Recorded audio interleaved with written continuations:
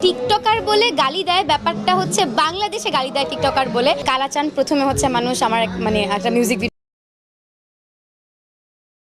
যেটা সবাই অনেক পছন্দ করে।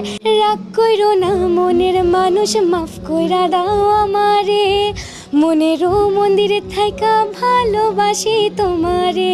খুব ভাল লাগতেছে, কারণ মানুষ ভালোবাসা দিচ্ছে বলেই আমরা ভালোবাসা পাচ্ছি মানুষের অনেক।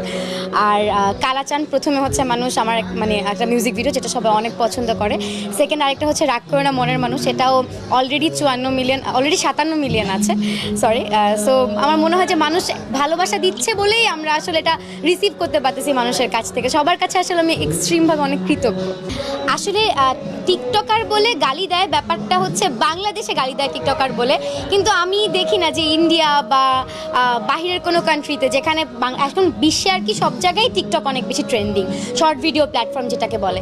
এখন বাহিরের কোনো দেশের মধ্যে হচ্ছে গালি দেয় না, বাহিরের কোনো দেশের মধ্যে ক্রিটিসাইজ করে না, বাংলাদেশেই আসলে ক্রিটিসাইজ করে।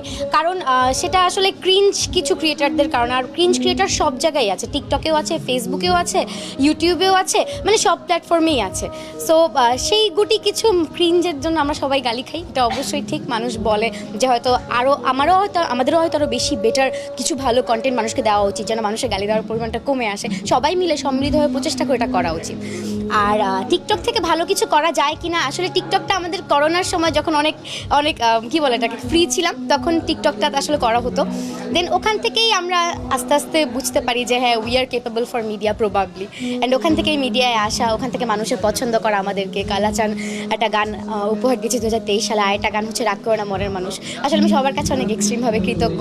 আর রাগ করে না মনের মানুষের জন্য শিল্পী দিদি, নিরু, সবার কাছেই আমি আসলে অনেক বেশি কৃতজ্ঞ। গান পারি বলতে আসলে গান গাওয়ার চেষ্টা করেছি। আমাদের যে চ্যানেলটা আছে জেরিব্রো, আমার একটা ইউটিউব চ্যানেল আছে, ওই ইউটিউব চ্যানেলে সহসায় আমার একটা নিজের কণ্ঠে গান বের হয়েছে, সেটা হচ্ছে চুম্বক। আসলে ওরকম প্রফেশনালি সিঙ্গিং করে না হোক, শখ থেকেই গানটা করা আর কি। আর এই গানটা তো শিল্পী দিদির কণ্ঠে বেস্ট লাগে, তারপর আমি একটু চেষ্টা করি। রাগ কইরো না মনের মানুষ, মাফ কইরা দাও আমারে, মনেরও মন্দিরে থাইকা ভালোবাসি তোমারে। আমি মাছ তুমি বর্ষি টান দিলে আসবো, তোমারও চরণ তলে গড়ায় গড়ায় কাঁদবো। তুমি যা বলবা সব কথা রাখবো, প্রয়োজনে তোমায় আমার মাথায় তুইলা নাচবো। আসলে আমরা এখন যারা মিডিয়াতে আমাদের এই জুনিয়র লেভেলে যারা কাজ করছি, তারা সবাই আসলে ফ্রেন্ডস অ্যান্ড সবাই খুব ভালো। এটা বয়সের জন্য না, আসলে সবাই কলিগ, তো একসাথেই কাজ করা হচ্ছে, শ্যুট একসাথে পড়ছে, সারাদিন একসাথে থাকা হচ্ছে, ক্যাম্পেইন ওয়ার্কগুলো একসাথে করা হচ্ছে। তো সবাই আসলে আমরা ফ্রেন্ডস আর কি, খুব ভালো বন্ডিং। আর আনফির সাথে আমাদের কি বলে এটাকে, ফ্যামিলিগত একটা ভালো রিলেশনশিপ। সেই থেকে আমরা একটু অ্যাকচুয়ালি ফ্যামিলি ফ্রেন্ডস বলা যায়, পাশাপাশি আবার আমরাও ফ্রেন্ডস বলা যায়। এখন মানুষ তো অনেক ধরনের কথা বলে, এখন কি করার, সেখানে মানুষকে বুঝিয়ে বুঝিয়ে আমরা হাঁপিয়ে গেছি যে we are friends, we everyone are friends. আমরা সবাই একটা ব্যাচ, আমরা সবাই একটা টিম, যারা হচ্ছে একসাথে মিডিয়াতে একটু ছোটো ছোটো পায়ে এগিয়ে যাচ্ছি আর কি। সবাই আমাদের জন্য দোয়া করবে, না দোয়া দিয়ে সবাই আমাদেরকে বলে কি চলছে এখানে।